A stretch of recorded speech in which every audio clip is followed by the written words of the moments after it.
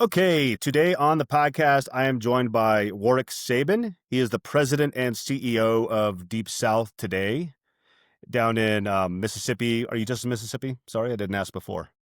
Oh, it's okay. We're in Mississippi and New Orleans. Mississippi, right, and New Orleans. And I'm Excellent. coming to you from New Orleans, just so you know. Straight from New Orleans. All right, from the Big Easy. And Warwick is the president and CEO of Deep South Today. And they originally came across my radar from a piece in Neiman Lab a few months ago called Multi-Local Newsrooms Aim to Get More News to More People. And I thought I like the model, and I've seen stuff like this popping up more and more. So thanks for coming on the podcast. I appreciate you taking the time. Thank you. Yeah. So that's a very brief intro. I would love if you could just share some of your background and kind of the path you took to become the CEO of Deep South Today, to give some people some background. Sure. Yeah, I mean, my background's a little bit unusual, but it kind of, really kind of nicely, I think, prepared me for this role. I've spent my entire career in the nonprofit or sort of government sector. I sort of started as a press secretary on Capitol Hill, and as someone who really actually, thought he was going to be a journalist and always wanted to go into journalism. My mom's a journalist, sort of grew up in that atmosphere. So, after Capitol Hill, I actually went down to Arkansas to help President Clinton start his foundation. And that was really my first experience of sort of nonprofit work. And after a few years at the foundation, I actually finally sort of scratched my itch in journalism and became an associate editor at the Arkansas Times. And I wrote and edited for several years, and then sort of accidentally ended up on the business side of publishing when the Oxford American Magazine, which is a national magazine based in Little Rock, had some financial trouble. And I knew the people over there. They asked if I could kind of help them out. I volunteered as an unpaid sort of, interim publisher of the magazine, and then did a good enough job where I quit my other job and just became the publisher of the magazine. And so I learned a lot about the business side, but it was also a nonprofit. So that kind of nonprofit journalism model sort of took with me. While I was publisher of the magazine, I got elected to the state legislature in Arkansas, and I served 3 terms there. And instead of running for a 4th term, I ran for mayor of Little Rock in 2018, but I lost. And then went up to Washington for a few years and worked at the Aspen Institute, which is, obviously a terrific organization, and then was approached about helping to get Deep South Today started a few years ago. I'll just say what's prepared me for this is that sort of grounding and familiarity in the South, certainly understanding both sides of journalism, the editorial side and the business side, understanding nonprofit management and philanthropy, putting that all together, I think really, has helped me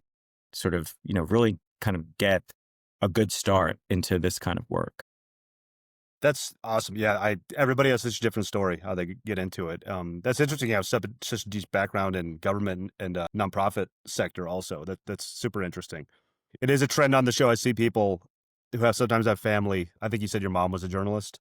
That's a Yeah. trend too. People kind of, like you said, scratch the itch at some point sooner or later. So that's great. Well, to me, I almost feel like a failure, right? Because I just always assumed I was going to be like the writer or the editor. And obviously, I have so much respect and admiration for my colleagues who are doing that work. And I feel like my job is to make sure they can continue it and sustain it and grow it. So I'm serving them. That's great. That's a great skill set to have. And so that's a great segue. I'd love if you could just tell us a little bit about Deep South Today, just as an organization, where we kind of talked about your coverage area, like your audiences, business model, etc. I'd love it. Just hear an Absolutely. overview. So, right now we have 2 newsrooms, Mississippi Today, which is obviously in Mississippi, and Verite News here in New Orleans, where I'm coming from. Mississippi Today is now almost 10 years old. It was founded as the first nonprofit newsroom in the state. It's now the largest newsroom in the state. It won the Pulitzer Prize in 2023 and was a finalist for the Pulitzer again in 2024. So obviously doing really impactful work in that state. And then Verite News here in New Orleans is about 3 years old.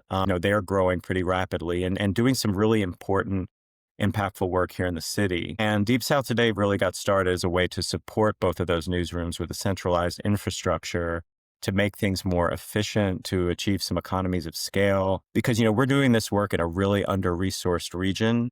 It's very underserved by journalism. We need as much local reporting as we can get. And so I think, this idea of consolidating resources, building infrastructure that can support multiple newsrooms, doing more with less, being able to inspire, support, nationally and regionally, but of course locally to make sure that this work can continue and grow is really, really important. And so we really see our mission as meeting the need for local news wherever it exists in this region. And there's a lot of room to grow. And, the way that I sort of built Deep South today was in anticipation of scale. And now that we're supporting two newsrooms with the same infrastructure, it actually makes it a lot easier to support more efforts. Obviously the per unit cost of reporting goes down the bigger we get. Also, our audiences increase as we grow, which creates new revenue opportunities, both in terms of earned revenue and philanthropy. And then we're finding all of these really interesting ways to build capacity across the network, just, through collaborative opportunities, with the newsrooms. And so what we're finding is we can help each individual newsroom grow and do more. We can do more in more places geographically, and then we can do more collectively as a network by scaling those capacities. And we can talk more about that, I'm sure, as you walk me through this interview. Yeah. Actually, that was actually my next bullet point I had was just, so it's kind of a broad question, really. Like I mentioned, the Neiman Lab piece, which I'll link to in the show notes if anybody wants to go read it. It's a good piece. I was just wondering if we could talk a little bit about, I had written down the benefits of centralizing business functions while keeping journalism local, which is kind of self-explanatory. But what's that look like? What have you learned from operating like that, like boots on the ground? I'm curious that others could Yeah, take well, away. so I'm really, really bullish on this model. And like I said, it's particularly in our region, just because, the way I'll put it to folks who don't really understand, the Deep South is, we're, again, operating in these two states right now, Mississippi and Louisiana. Each state has a population of roughly 3 million people. Each state has very similar demographics and challenges and politics. And if you were to throw like a state like Arkansas in the mix, which is contiguous with both Mississippi and Louisiana, that state also has a population of about 3 million. And again, similar demographics, politics, et cetera. If you were to take those three states together, you reach a population of 9 million. And so you're finally approaching sort of the population of a mid-sized to major metro in the United States. And I think that really helps sort of paint the picture of why this is important and why the scale is important. These are also very rural states. We don't have any really big cities in these states. So, like you think about Texas, which is, off to our western side, and they have multiple, big cities that each have populations that are, roughly the same size or bigger than our entire region. Right. Yeah. So we don't have population density.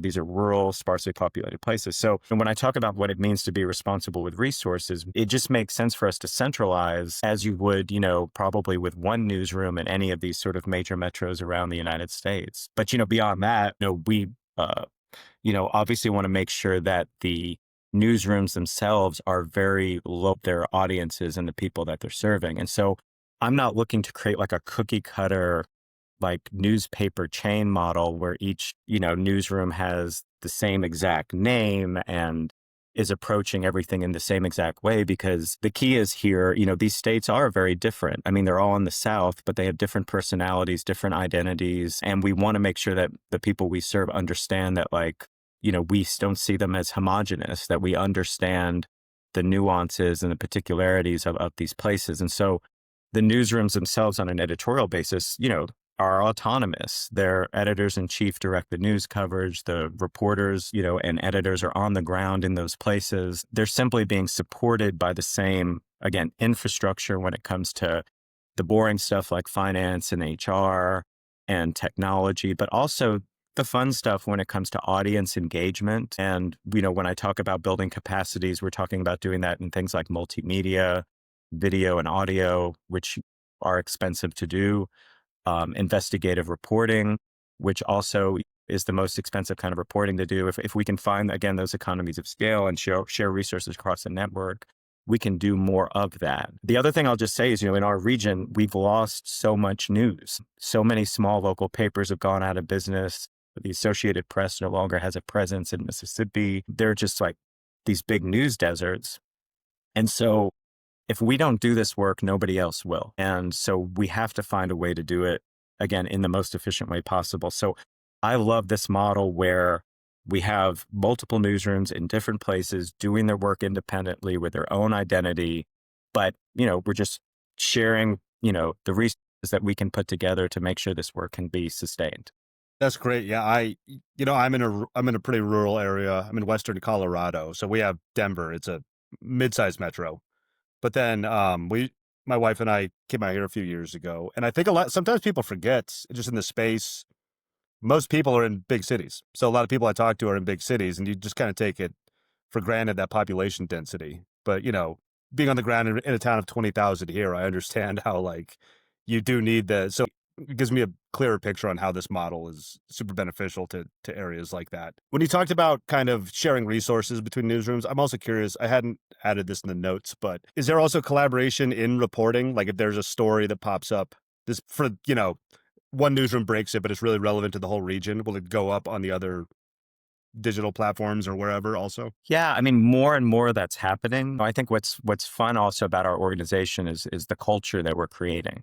So again, we want to make sure that the newsrooms themselves and the reporters understand like they're doing their thing in their places, and we're not looking to sort of mandate any kind of particular line of reporting or anything like that. But as we come together as an organization, and by the way, our reporters and editors and employees have all unionized, and that was a very amicable process. We recognized the union, and so they're all together, as Deep South Today employees. We've had, multiple staff retreats where everybody comes together in one place and talks. And I guess my point in saying all this is some of these collaborations have happened organically. As the journalists have come to know each other, they have relationships. They say, hey, you might be interested in this story, or perhaps we could work together on that. And so, obviously we do, then when those things happen, make sure that those stories live, on both of our sites and across the network. But also we just actually hired Ethan Brown as our senior editor for collaborations. And this was part of a combination that we just announced actually this week, Paul, where, the project that was known as the Garrison Project that Ethan Brown was running for the last few years, that's really centered around investigative reporting on criminal justice issues, is now moved into the Deep South Today family. And Ethan's going to continue doing criminal justice investigative reporting focused on our region, but very intentionally, he is going to be our collaborations editor so that he can help sort of work with these journalists in our various newsrooms and figure out how to do the exact thing you're talking about, Paul. Like, how do we kind of cover the region at scale in these sort of collaborative ways? And so it's something we're definitely going to be doing more of. But I want to emphasize that it's not like a top-down mandate. It's a bottom-up opportunity for our journalists who seem to be really excited about it.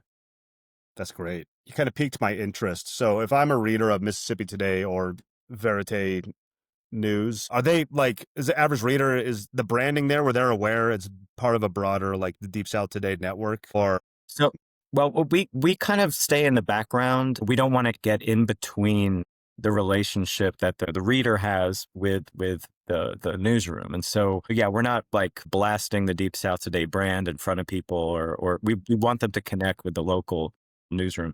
But I think more and more, people are becoming aware at least of sort of the general framework that we're building here. And some of that is also because we're doing more in the realm of events and programming. We think that's a really important way to connect with our audiences on the ground, to help convey the news in a different way, to bring obviously the news makers in front of our audiences. It's just good for conveying information, but also for building connection and community.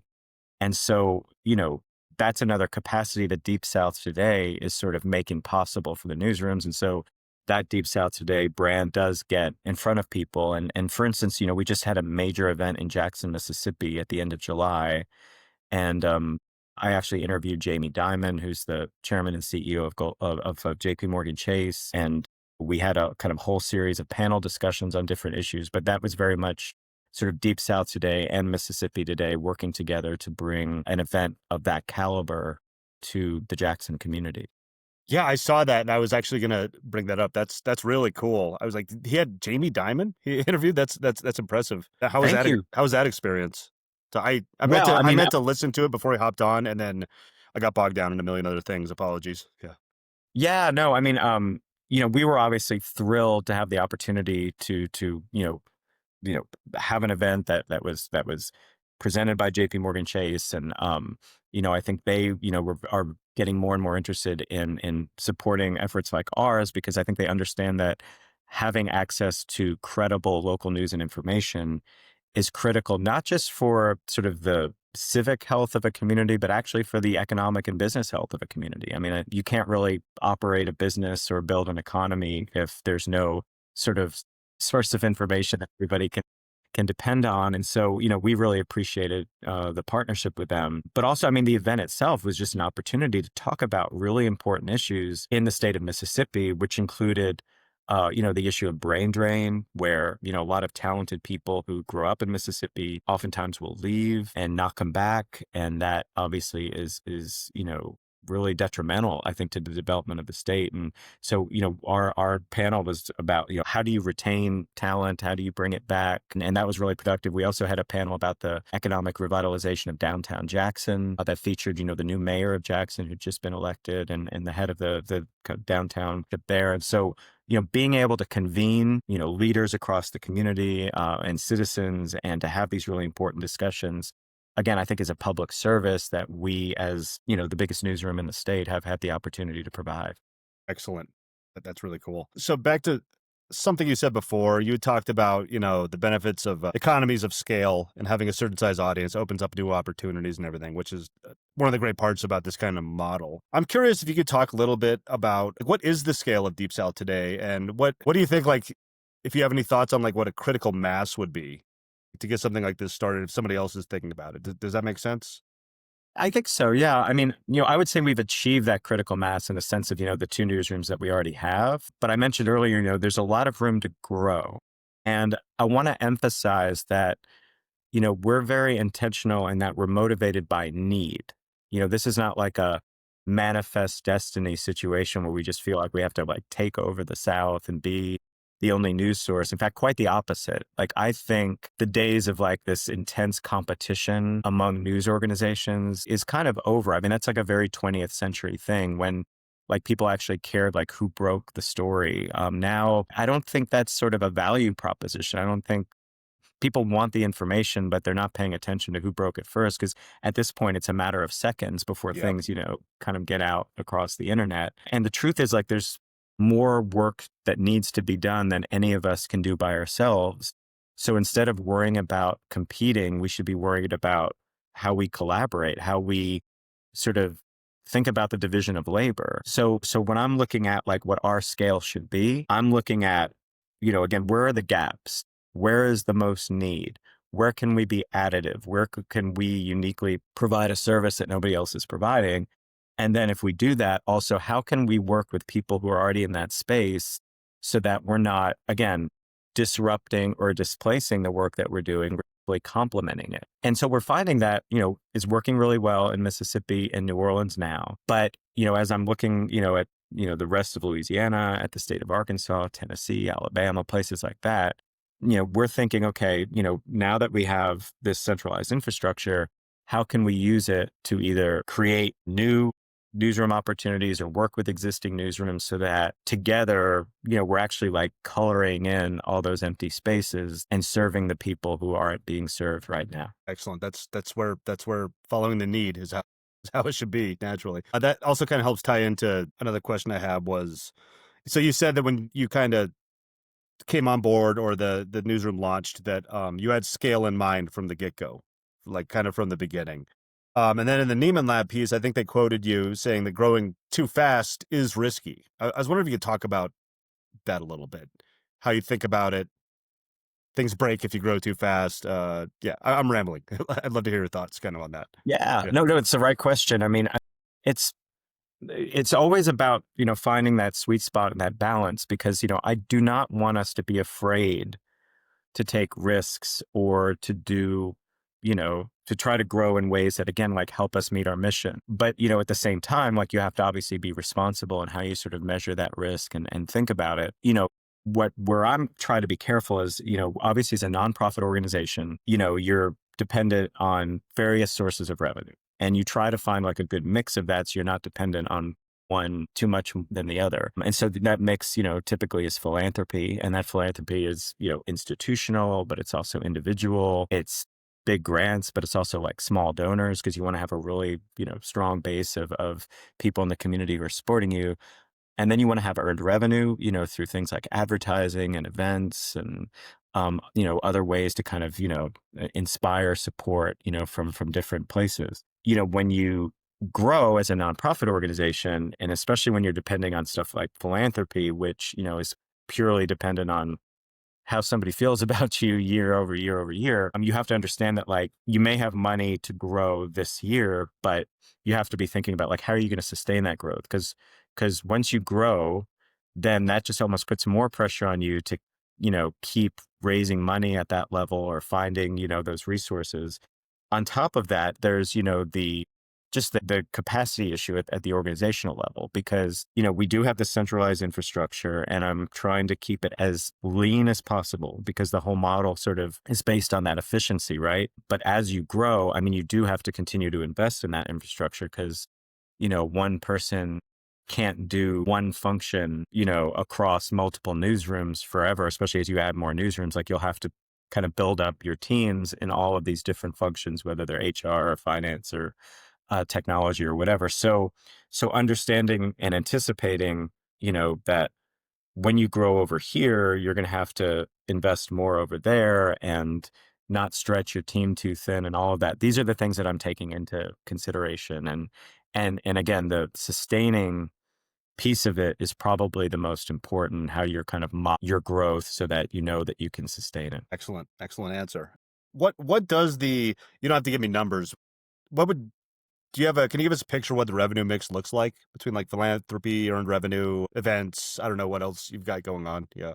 Yeah, well, again, I mean, we're still building, but I would say that, like a greater proportion of our revenue right now is definitely, coming from philanthropy. And what we're doing is considering also that, a piece of that philanthropy is an investment in building out our capacity to do more of the earned revenue pieces of this. So, I think what we're going to see is kind of like those proportions change very methodically and intentionally over the next couple of years to where it becomes more balanced. But right now, it's heavier on the philanthropic side than it is on the earned revenue side. Excellent. And then I'm not sure if you touched on this before, but what's the format look like? You've obviously got a really nice digital presence. Do you have newsletters? You mentioned audio and video. Like you said, they're expensive and or take a lot of time or both. But what's all that look like? Yeah. So, I mean, we are a fully digital news organization. So obviously that begins with, the reporting, being presented on our websites as news articles. But, we are constantly evolving to sort of meet our audience where, they are, but also how they want to consume information. So, we're obviously across now every social media channel, kind of delivering our content in that way. We've made investments in certainly video. So we're, doing videos on YouTube and TikTok, and they kind of run the gamut in terms of, kind of vertical video with our journalists explaining stories to sort of, short and even now longer form sort of documentary type videos. We're even delivering content now via SMS texting as communities have sort of expressed a desire for that. And, we're just always open to other platforms and other ways of delivering the news. I think that's just going to continue to evolve and you can't stay static. But it's exciting, to be just on the cutting edge of all of this work right now. Yeah, I think that's the way you have to be thinking about it. Attention is spread over so many platforms now. And I always get frustrated with like short form video. Like that's where people are, but it's just like, not a huge fan of some of those platforms. Not wanting to let people off the platform or anything. That's kind of been a theme on this show is how do you grow social media and still get them back to, know where their news is coming from and everything. But it's necessary at the same time. Yeah, I mean, you point out something I think that's really important, which is, people are consuming a lot of information, but I think sometimes they don't even know where to originate it from, right? Because it's been shared in so many places or it's been aggregated by somebody. So somebody will say, I definitely read about this, I know about this, but they're maybe don't know that it was originally reported by Verite News or Mississippi Today And so we have to think about what that means for our business and how we track our audience and our impact. Now, I should mention, we don't have a paywall. So like all of our information is free to consume. And then, we also actually have, a Creative Commons license, and we intentionally want, local papers in our geographies to carry our stories because, we want them to have the content if they think it's useful to them. So it's not like we're trying to make money off clicks, so to speak. But in the long run, we do want to have a sense of who's reading our stuff and what kind of impact we're having. And so we're trying to think about, how do you measure that across all of these different places? Is there a way to kind of track where the information is ending up and how people are consuming it? And if we can be that primary source, obviously we want to be that. But just even knowing that in a better way, I think is a challenge for us and across journalism right now. Yep. Yeah. You're not alone. Definitely not. You talked about how back in the heyday in the 20th century when it's all about breaking a story, it's hard to find that out even if you're paying attention these days. Like I have a curated newsletter I put out just on the local media industry. So I'm just curating stories, and I'll see a story pop up a few times. And it's honestly hard for me to dig up who broke, because that's what I want to link to, who broke the story. It's like hard to even if you're trying to do that. So the average reader, it's more, that's why I think it's a good idea to lean into the collaboration and working, not such fierce competition, kind of like you mentioned before. Yeah. And actually, when you talk about collaboration in that respect too, I think, across formats, as your question just went, I mean, we love working with public media. I think, there's going to be a lot more opportunity to do that because obviously they're expert in, audio and video and all of that. And if we can kind of put all of our resources together and again, kind of divide the labor, share the content, then I think, it's a win-win across the board, including for obviously the people we're trying to serve in the first place. Perfect. So we've gone through all the questions I wrote out, but something else came up a few times when you were talking. You spoke about the culture you're building and like, some of the people you're working with there. Like the boots on the ground reporters and journalists and everything. It's a really good idea to be thinking about culture from the get go. So I'm curious if you have any thoughts on that, how you're finding talent, how you're keeping them there. You said you're amicably recognize their union and everything. That's great. But just some thoughts on that side, on the actual team. Yeah. Well, I think, first of all, I mean, I think, journalists want to be part of an organization that, has the highest standards of quality and integrity. And because, both of our newsrooms are being recognized with, national, regional, local awards, and people understand that like this is an important place to be doing this work, and that the work is going to be, you know, respected and held in high esteem. I think that certainly helps us attract talent.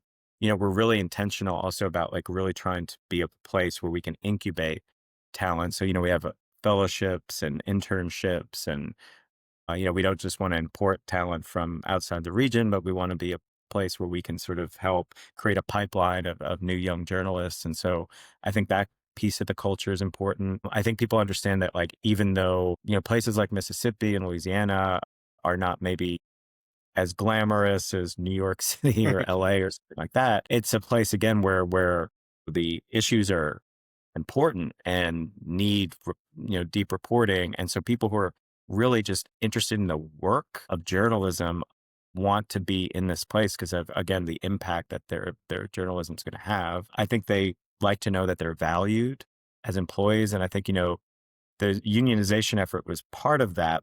To be honest with you, like I feel like from the get-go, we were paying good salaries, we were offering good benefits, we were offering a place where I think, there's just a very healthy relationship and sense of security and stability.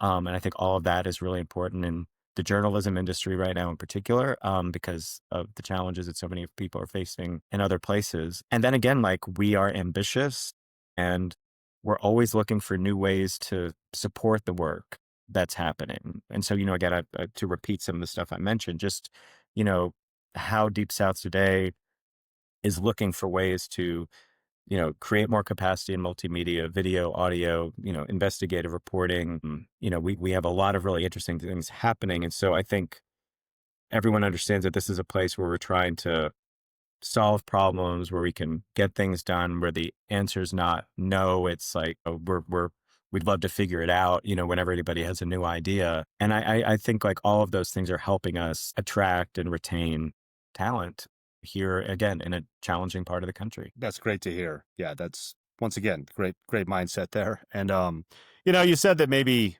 that area isn't the most glamorous part of the country, but I don't know. If I was a young journalist, in addition to that culture, you could probably lure me in with just some beignets and some crawfish etouffee. Also, that's a big pull. Also, Yeah, well, New Orleans, I'll say, yeah, is a fantastic place to live and work and be. And yeah, it's a special place. If people don't know it, they should definitely get to know it. yeah, I've just been once and I loved it. I've been meaning to get back. I will at some point. Great. Well, Warwick, we got through everything. This was awesome. I think we got a lot of value out of this. I would love to just let people know where they can find you and your newsrooms and any other things you want to point people to in the show notes or announcements you have or anything like that. Absolutely. Well, I mean, our website for Deep South Today is deepsouthtoday.org. And obviously we provide a lot of information there, but you can go directly to Mississippi Today at mississipitoday.org or Verite News at veritenews.org. We're across, all of the social media channels, with our newsrooms. So kind of easy to find there. And, we're easy to contact, easy to get a hold of, and always want to be responsive to anybody who's got questions. Wonderful. I will link to all that in the show notes. So if you're listening, you can just scroll right down in your app and click on it and you can check all that stuff out on your own. I'll also link to the piece in Neiman Lab that I mentioned earlier. If anybody wants to have a read on that, because I think that's a really good piece too, that kind of highlights this kind of model also. But Warwick, thank you so much. Once again, I appreciate you taking the time. And yeah, I hope you have a great day. You too. This was a pleasure, Paul. Yep. Thanks again for inviting me. Yep, no problem.